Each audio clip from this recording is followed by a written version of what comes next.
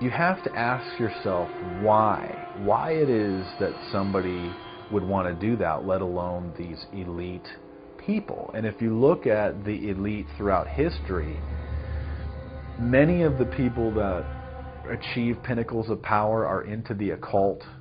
They seek a supernatural way to gain power.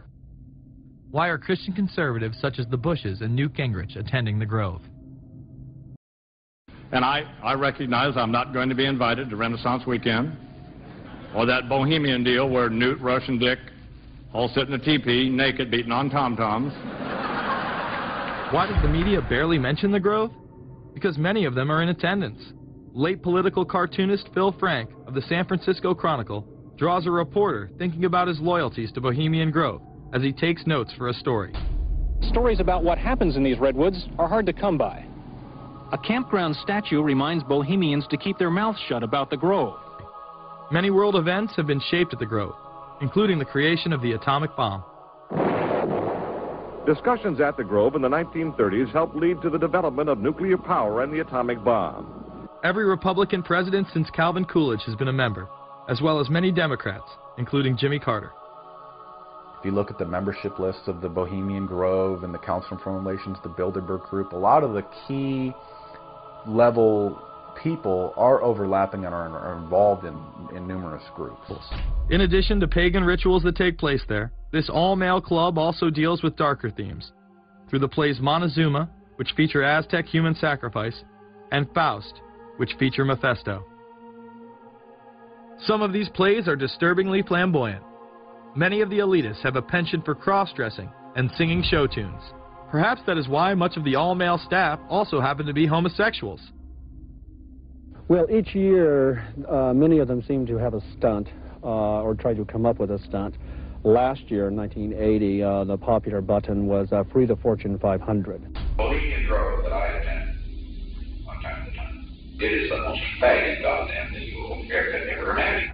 In 2004, the New York Post reported that gay porn star Chad Savage would be servicing moguls at the Bohemian Grove.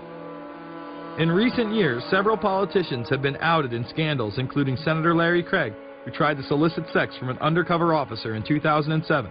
Even more shocking, it was revealed in 2004 that right-wing blogger James Guckert, who had unprecedented access to the White House during the Iraq War, was actually Jeff Gannon, a madam and male prostitute for MilitaryStuds.com.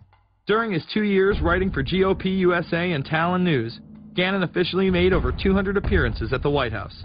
Oddly enough, over 24 of these visits would take place when there were no scheduled briefings. He failed to check in or out with the Secret Service on many other occasions, coming and going as he pleased. These type of activities are not new to the White House. In 1989, headlines involving callboys in the White House rocked the cover of the Washington Times. The Washington Times reported today that unidentified White House aides in the Carter, Reagan, and Bush administrations now are being investigated for using the services of a callboy ring. The paper reports that 2 of the male prostitutes were given a late-night tour of the White House last year. Hundreds of credit card receipts obtained by the Washington Times confirm that its clients were key officials of the Reagan and Bush administrations, military officers, congressional aides, and U.S. and foreign businessmen with close social ties to Washington's political elite. This ring extended beyond the White House and into Congressman Barney Frank's bedroom. Barney Frank, one of 2 openly homosexual members of Congress, acknowledged having used a male prostitute, whom he then hired as a personal employee. The man had keys to Frank's basement apartment on Capitol Hill. Frank paid him approximately $20,000 out of his own pocket to be his housekeeper and driver. But as first reported in today's Washington Times, the man was on probation for sex crimes and a drug conviction, and he ran a prostitution business out of Frank's home. Although Frank tried to claim ignorance, Stephen Goby, the prostitute in question, claimed that Frank was completely aware of what was going on and was even receiving free and discounted sexual services. The fix seemed to be in. Frank was threatening members of Congress to remain silent prior to being exposed in this sex ring. Massachusetts Democrat Barney Frank, a homosexual, threatened to expose fellow congressmen he knew to be gay unless they stopped spreading rumors. Questions stopped and Frank walked away with a slap on the wrist. Some members of the Ethics Committee were disgusted. Do we tolerate, do we condone a member of this body who knowingly permits a house of prostitution to be operated out of his residence. You have just heard one of the most edited, selective garbage that has ever been put forth, in my opinion, in this House. Again, we see people of the highest levels of power involved in the most repulsive and decadent of crimes. They couldn't care less about the code of conduct that's taught in all major religions about treating others the way that you want to be treated. And then they masquerade, they put this false front on that they're like everybody else, because your average person wants to do right, believes in some sort of a karma, believes in some sort of a divine justice in the universe.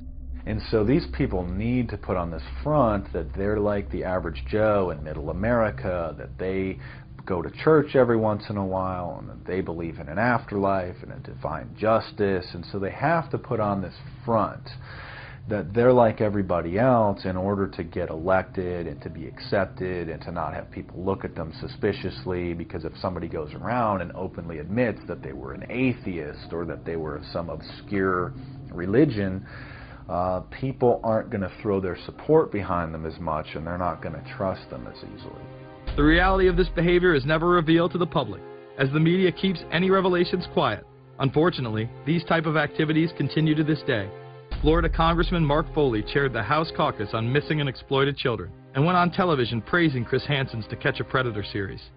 The Dateline piece has probably done more than any law we can create. Foley was later caught attempting to have sexual relations with numerous underage pages. Congressman Mark Foley, the man who championed the Child Protection Act of 2006, resigned after inappropriate emails and instant messages surfaced that he sent to former congressional pages.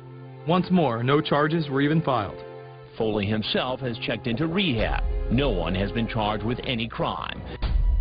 The predator class acts like Roman emperors, indulging in excess that includes sex with young boys, while portraying themselves as men of the Lord.